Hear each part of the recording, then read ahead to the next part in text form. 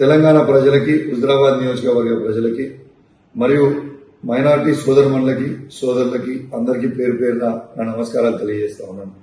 సమ్మక్క జాతర అని మా సొంత గ్రామం వీణవంకలో జరుగుతుంది.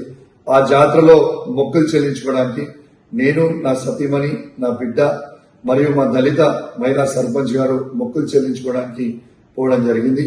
ఆడ మేము మొక్కులు చెల్లించుకున్న సందర్భంలో రేవంత్ రెడ్డి గారి ఆదేశాలతోని ఈడ ఉన్న మా జిల్లాలో ఉన్న సిపి గారు మరియు హుజరాబాద్ లో ఉన్న ఏసీపీ గారు, జమ్మికుంట రూరల్ సిఐ గారు ఏ విధంగా మమ్మల్ని అవమానపరిచిండ్రో, ఏ విధంగా గద్దెల మీద నుంచి ఈడ్చుకపోయారో మీ అందరూ కూడా చూసారు. ఆ ఫ్రస్ట్రేషన్ లో నేను సిపి గారిని ఒక మాట అనడం జరిగింది. కానీ నేను ఏ కులాన్నో ఏ మతాన్నో కించపరచడానికో నేను అట్లాంటి స్టేట్మెంట్ చేయలేదు. నా ఉద్దేశము అది కాదని కూడా మీ అందరికి కూడా తెలియజేస్తా ఉన్నాను. ఇలా ఒక్కసారి ఆలోచన చేయండి. ఆ ఫ్రస్ట్రేషన్ లో, ఆ ప్రెషర్ లో, ఆ టార్చర్ లో నేను ఒక మాట స్లిప్ అయితే కావచ్చు.